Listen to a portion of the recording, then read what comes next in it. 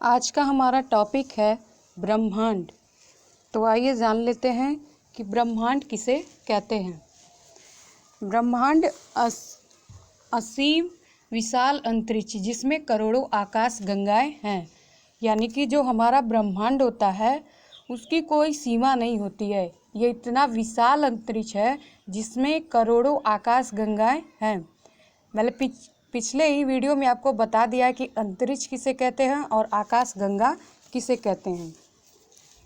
अब इसका निर्माण कैसे हुआ, एक लाइन में हम इसको ऐसे कह सकते हैं कि ब्रह्मांड जो है इसका निर्माण करोड़ों आकाश गंगाएं मिलकर ब्रह्मांड का निर्माण करती हैं। ठीक है, अब ये आकाश गंगा इधर देख लीजिए फिगर्स में, ये होती है आकाश गंगा। मतलब ये तारे हैं लेकिन असंख्य, मतलब कि कई सारे तारे हैं जो क्या हैं, समूह में हैं। तो इस तरह से इसकी डिफिनेशन पिछले भी वीडियो में बताया था मैंने, फिर भी देख लीजिए कि आकाश गंगा किसे कहते हैं। करोड़ों तारों के समूह को हम क्या कहते हैं, आकाश गंगा कहते हैं। और खगोलविद किसे कहते हैं, वे वैज्ञानिक जो ब्रह्मांड के विषय में जानकारी देते हैं या प्राप्त करते हैं उसे हम क्या कहते हैं, खगोलविद कहते हैं। अब आप सोच रहे होंगे कि ब्रह्मांड इतना बड़ा है, इस आकाश गंगाएं इसमें कई सारी हैं और सूर्य है, पृथ्वी है, बहुत सारे आकाशीय पिंड हैं, तो इतना बड़ा है ये, तो इसका निर्माण कैसे हुआ। तो आइए आज इसी के बारे में जानते हैं कि ब्रह्मांड की उत्पत्ति कैसे हुई है और बिग बैंग किसे कहते हैं। आज से लगभग 13 वर्ष पहले पूरा का पूरा ब्रह्मांड एक सघन छोटे गोले के रूप में था। अधिक गर्मी व सघनता के कारण इसमें अचानक विस्फोट हो गया। किसमें, ब्रह्मांड में। ठीक है, पहले ये क्या था कि ये क्या था, बहुत ही सघन और गोले के रूप में था, मतलब कि गर्म गोला था और इतनी ज़्यादा इसमें गर्मी थी, इतनी सघनता थी जिसके कारण इसमें क्या हो गया, अचानक विस्फोट हो गया। इस जो ये विस्फोट हुआ उसे हम बिग बैंग कहते हैं। इसके बाद जो ब्रह्मांड था वो तेज़ी से फैलने लगा। जब ये क्या हो गया, विस्फोट हो गया, तो ये क्या होने लगा, तेज़ी से फैलने लगा। आज भी ये क्या होता है, धीरे धीरे फैलता ही जा रहा। फिर कई वर्षों के बाद तारों और आकाशगंगाओं का निर्माण होने लगा।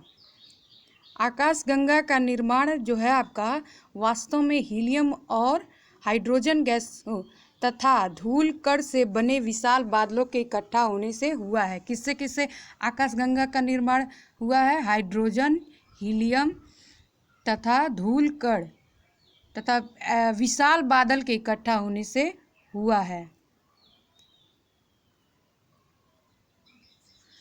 अब जो ये आपकी आकाश गंगा है, जो बादल इनको बनाते हैं उसे हम निहारिका कहते हैं। क्या कहते हैं, निहारिका।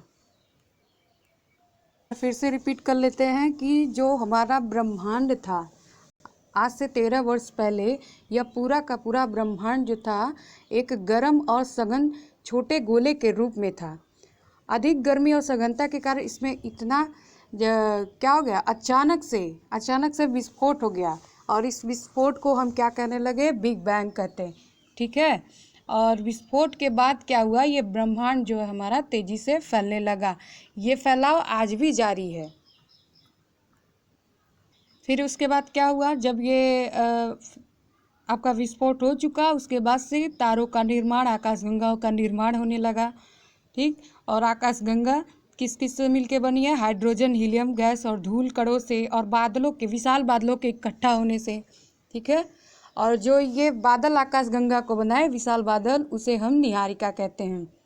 और गुरुत्वाकर्षण के प्रभाव के कारण इन बादलों में क्या हो गया, गैसीय पिंड बने जिससे तारों का निर्माण हुआ। अब जो ये आकाश गंगा होती है इसका इसका स्थायित्व कैसे बना रहता है, जान लेते हैं। जो आकाश गंगा होती है हमारी, उसके केंद्र में ब्लैक होल होता है। अब ये ब्लैक होल क्या होता है? ब्लैक होल गुरुत्वीय केंद्र का कार्य करता है, मतलब बीच में ये क्या करता है? गुरुत्वीय केंद्र का काम करता है, जिसके कारण जो हमारी आकाशगंगा होती है उसका अस्तित्व बना रहता है। ठीक है।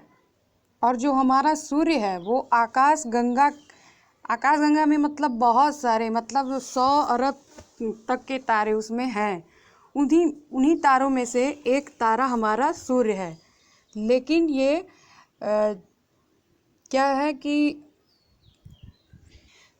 जो मंदाकिनी आकाशगंगा है उसकी बाहरी भुजा से इस सूर्य का जन्म हुआ है। आकाशगंगाएं बहुत हैं, लेकिन जो मंदाकिनी आकाशगंगा है उससे सूर्य की उत्पत्ति हुई है। और कहाँ से? उसके बाहरी भुजा से। जो मंदाकिनी आकाशगंगा है उसके बाहरी भुजा से किसका जन्म हुआ है? सूर्य का जन्म हुआ है।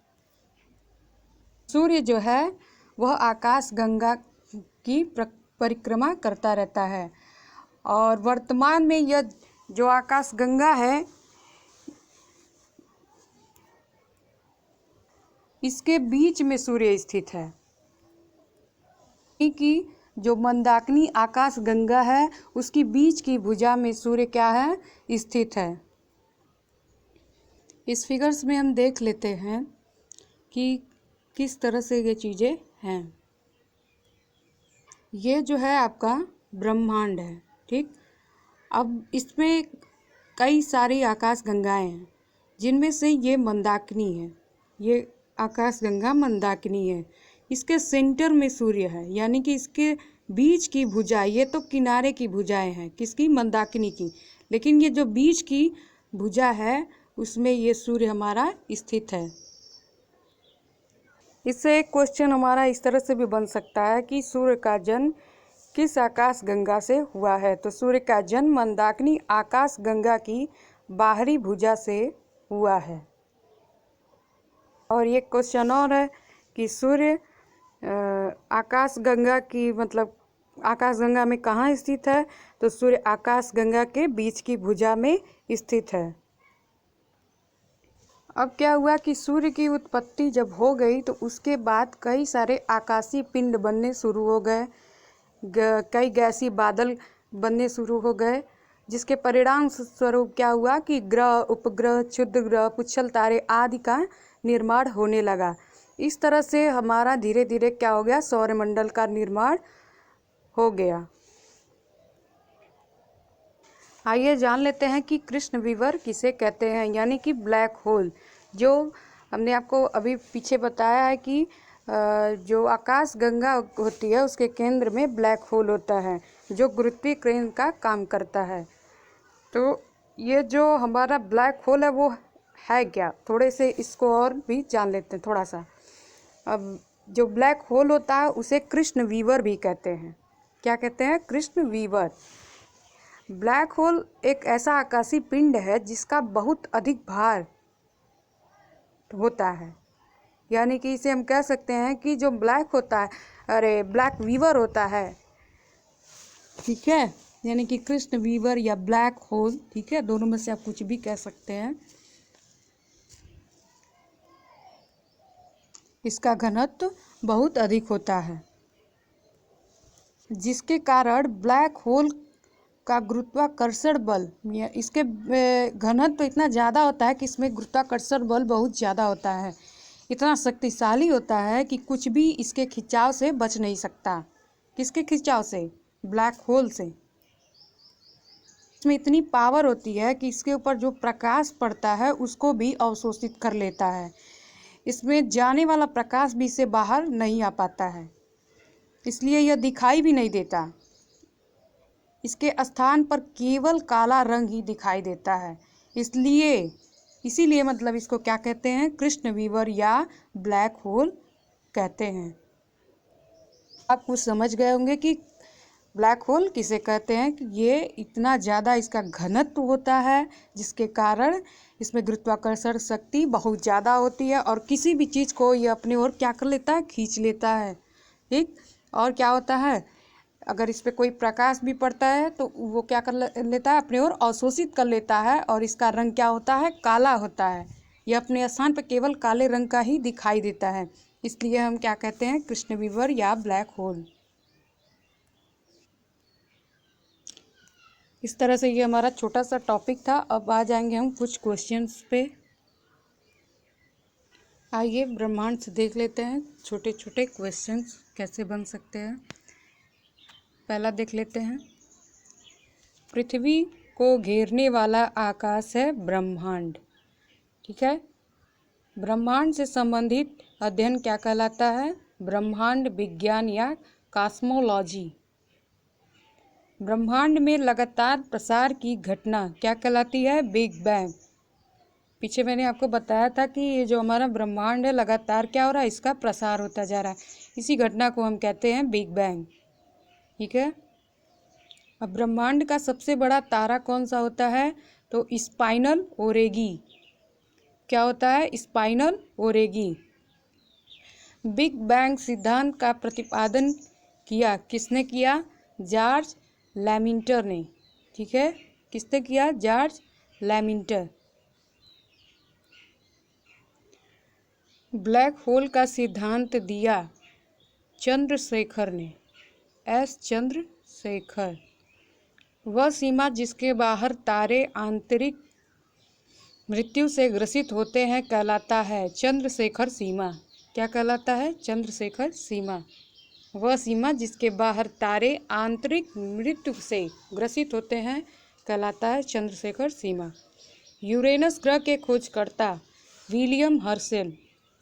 तारे का रंग सूचक है उसके ताप का। अंतरिक्ष यात्री को आकाश दिखता है काला। कैसा दिखता है, काला दिखता है। आकाश का रंग नीला प्रतीत होता है प्रकाश के प्रकीर्णन के कारण। अब जान लेते हैं कि प्रकीर्णन किसे कहते हैं, रिफ्लेक्शन। तारे के टिमटिमाने का कारण है प्रकाश का अपवर्तन। तारे का सुंदर पैटर्न कहलाता है तारामंडल। सारे क्वेश्चन को ध्यान नहीं देंगे, जो जो हमने पढ़ा उसमें से क्या इसमें आ जा रहा है उसी को देखेंगे। ठीक है, तारामंडलों की कुल संख्या, पिछले वीडियो में मैंने 88 बताया है, आप चेक कर लीजिएगा, यहाँ 89 दिया हुआ है। ठीक है, तो अब 89 हो चुके हैं। सबसे बड़ा तारामंडल है सेंटारस। कौन सा तारामंडल है, सेंटारस।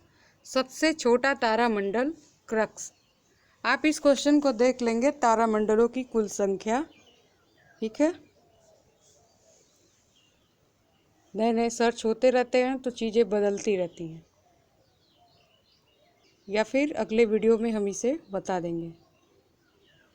सबसे छोटा तारामंडल क्रक्स। तारे के बड़े बड़े गुच्छों का समूह कहलाता है गैलेक्सी, यानी कि क्या कहलाता है, आकाश गंगा। आकाश गंगा की आकृति कैसी होती है, सर्पिलाकार होती है। आप फिगर्स में देख सकते हैं नेट वगैरह पे। आकाश गंगा की आकृति है सर्पिलाकार। आकाश गंगा की निकटतम मंदाकिनी है देवयानी। आकाश गंगा की निकटतम मंदाकिनी है देवयागिनी। ठीक है, पृथ्वी तथा सौरमंडल जिस आकाश गंगा में स्थित है वह कहलाता है दुग्ध मेखला। पृथ्वी तथा सौरमंडल जिस आकाश गंगा में स्थित है वह कहलाता है दुग्ध मेखला। ठीक है, अब दुग्ध मेखला यानी कि मिल्की वे, ये क्या है, एक मंदाकिनी है। मंदाकिनी है अरबों तारों का समूह। नवीनतम ज्ञात मंदाकिनी है ड्वार्फ मंदाकिनी। पल्सर होते हैं तेजी से घूमने वाले तारे। ये ध्यान दीजिए, पल्सर क्या होते हैं, तेजी से घूमने वाले तारे। आकाश गंगा मंदाकिनी को सर्वप्रथम देखा था गैलीलियो ने। 76 वर्षों के अंतराल पर दिखाई देने वाला धूमकेतु हेली। बस हो गए।